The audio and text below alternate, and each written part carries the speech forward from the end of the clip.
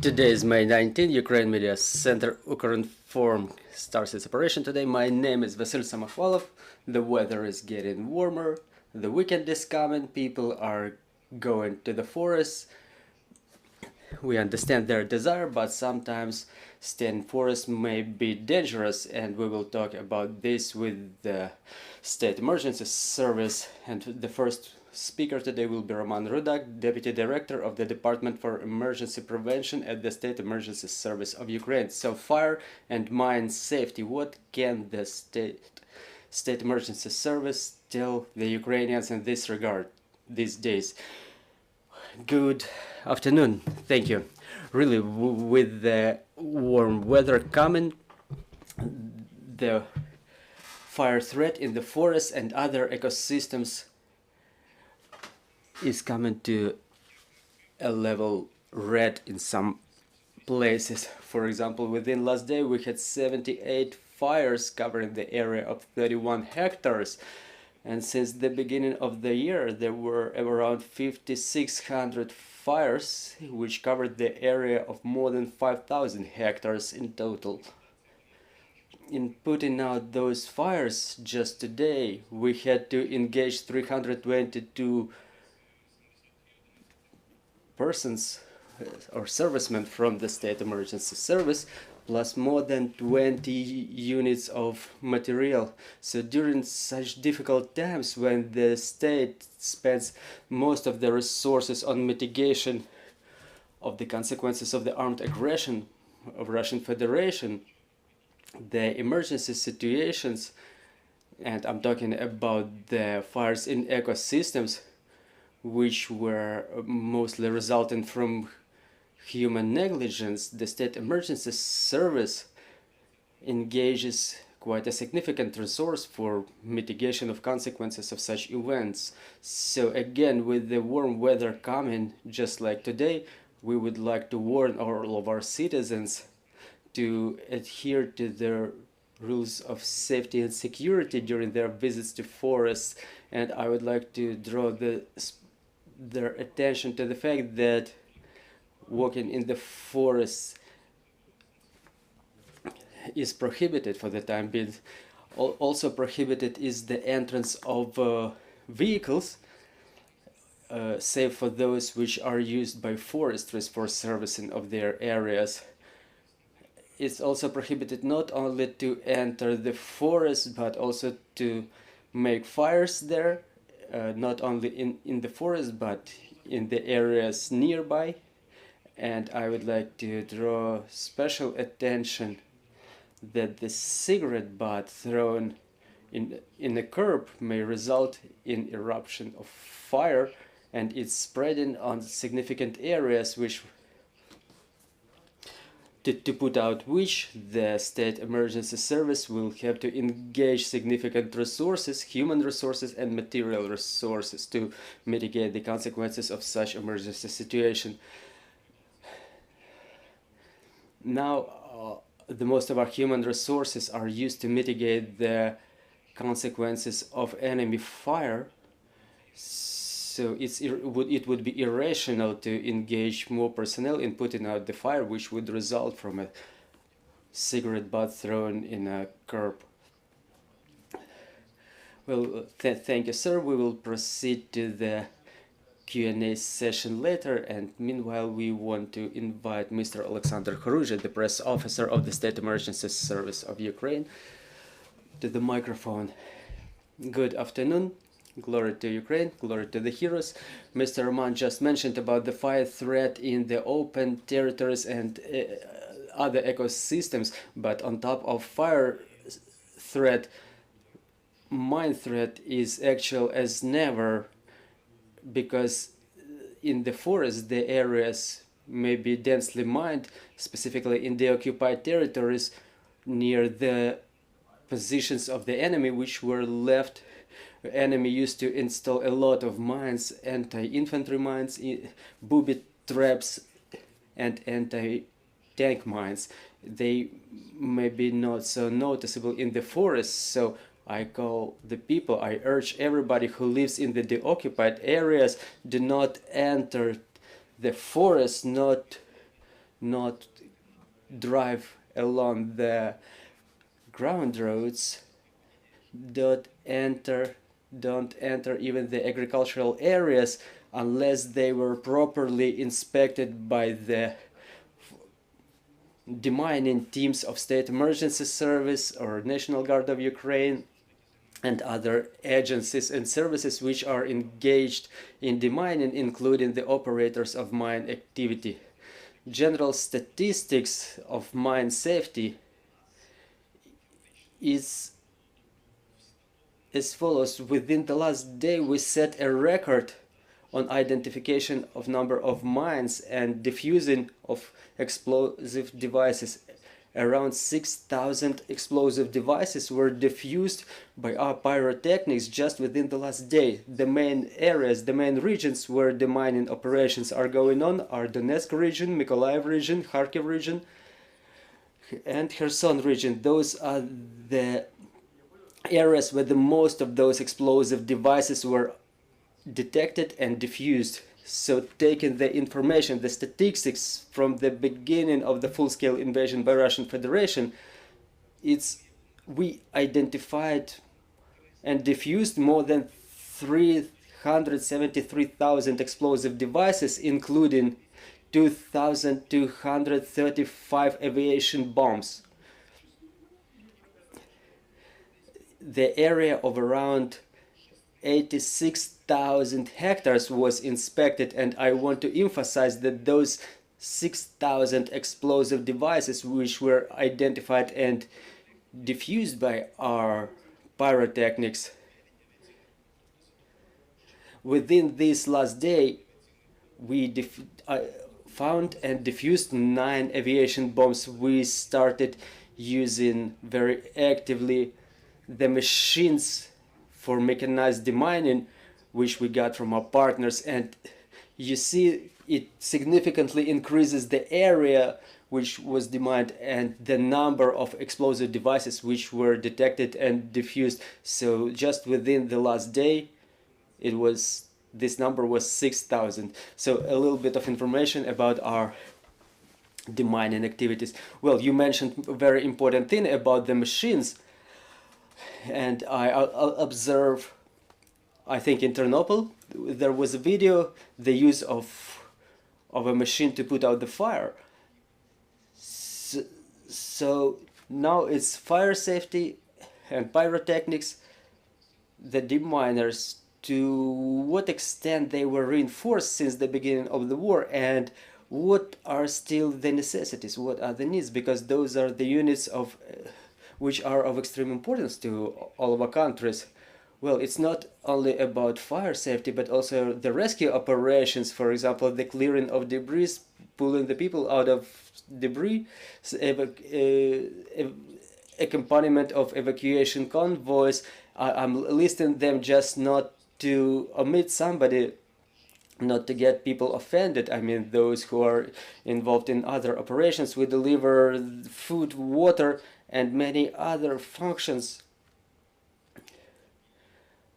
Now that the flood is subsiding, and those who work with mitigation of consequences of flooding, it's still a lot of work to be done. But regarding the material, we are being reinforced on a daily basis thanks to the input of our government and the support of our international partners. More than 7 demining machines are now working on clearing of our land of explosive devices, and by the end of the year this number will definitely grow twice or maybe thrice.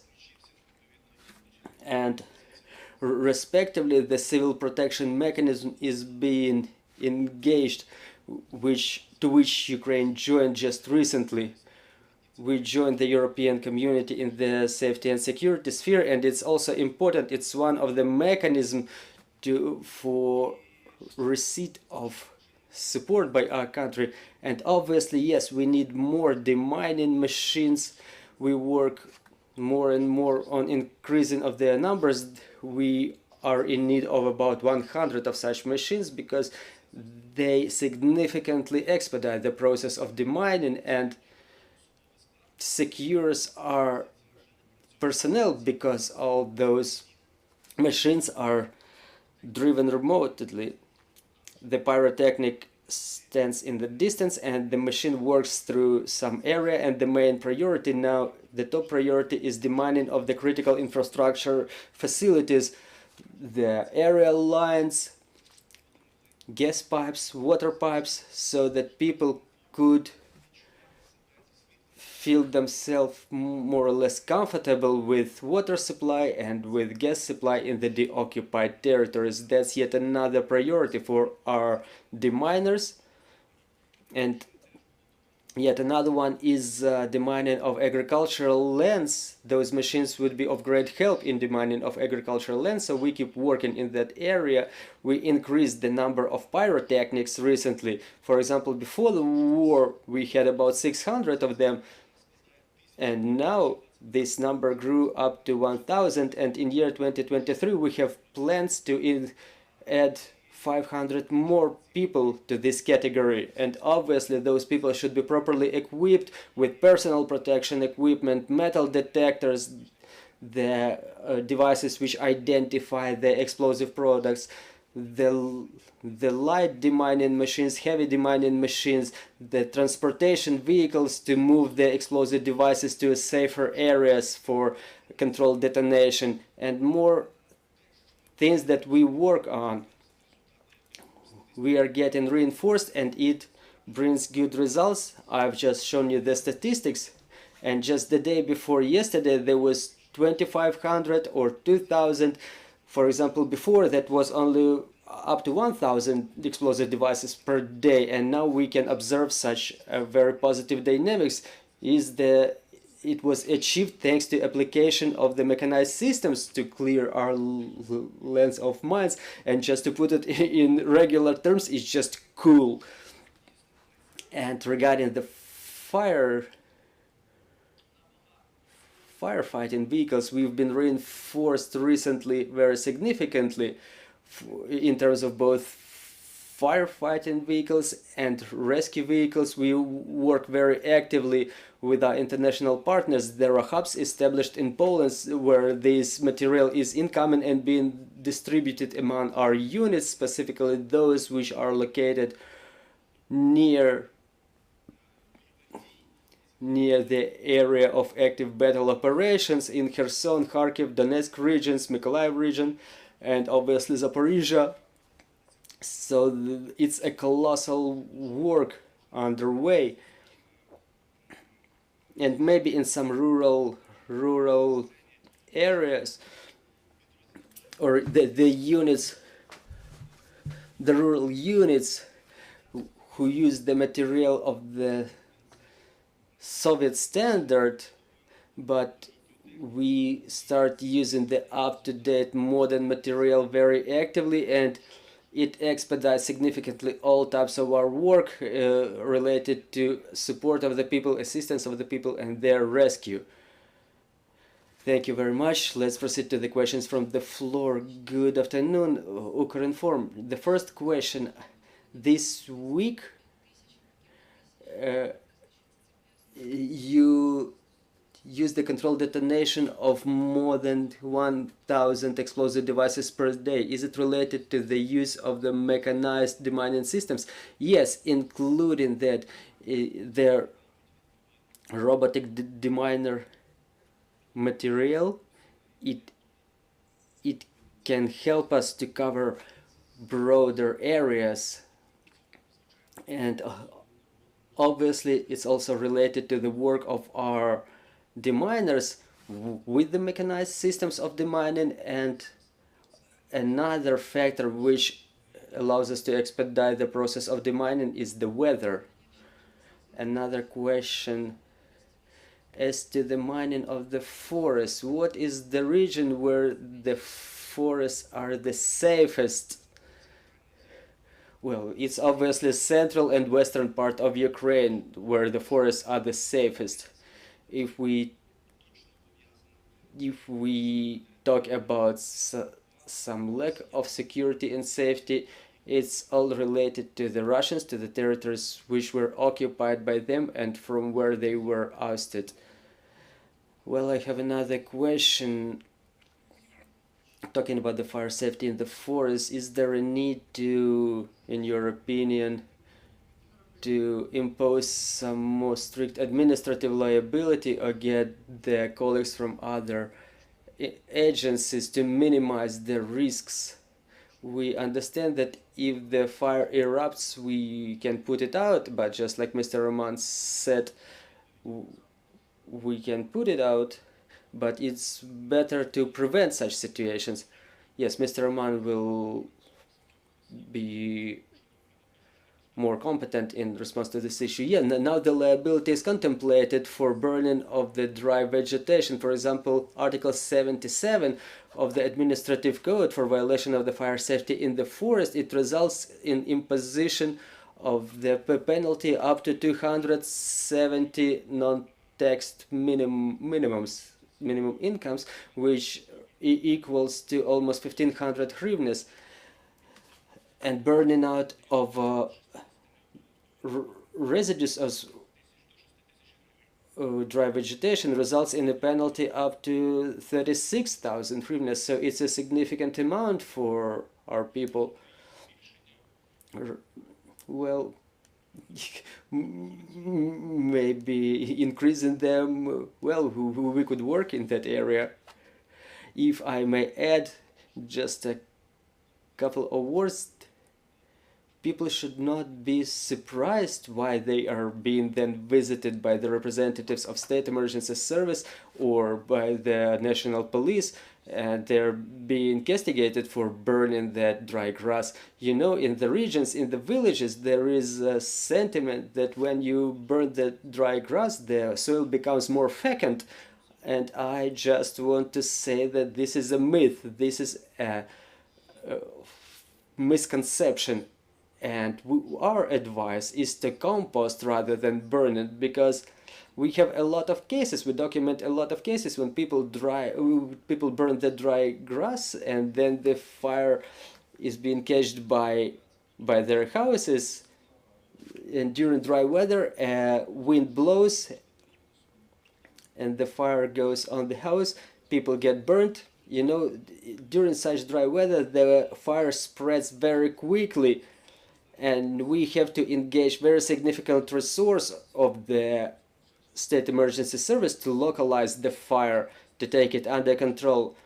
Our statistics is that every day we have to engage 200 or 300 personnel and more than 100 units of firefighting material all across Ukraine, now that it's necessary to mitigate the consequences of Russian aggression. So once again, we urge the people to the maximum extent. We're asking you, don't burn the dry vegetation, don't burn the trash, don't make fires in the territories, even in your land plots, because first of all, you can get penalized. There will be a protocol drawn up, so don't be surprised. There is a law that the National Police and the State Emergency Service may apply against the violators of the administrative code, to the violators of fire safety rules. And second, you have to understand, you have to have elementary understanding. Just don't do that. Don't help the enemy, don't burn all those things, and then we will have to engage very significant human resource and material to localize the fire. And when the fire is being caught by forest, it results in a big scale losses. And one more thing to add, it's about the fact that the forests in the occupied areas are not yet demined, and detonation of explosive devices both in the fields and in the forests poses a safety when the fire front is coming, fire barrage is coming. So it results in risk not only for the people who are a source of this fire, but also for the rescuers, the state emergency service who come to localize that fire. So please don't burn the grass. And yes, according to regarding the idea that burning of dry grass makes soil more fecund, I would like to add that the soil renews only after 5 years after anything is burnt on top of that soil. Well, thank you for paying attention to this matter. We want to thank the representatives of our state emergency service for telling about the situation in the forest and in the fields. Thank you very much. Thanks everybody, and we hope that we pass this hot period without more fires than necessary. Glory to Ukraine. Glory to the heroes.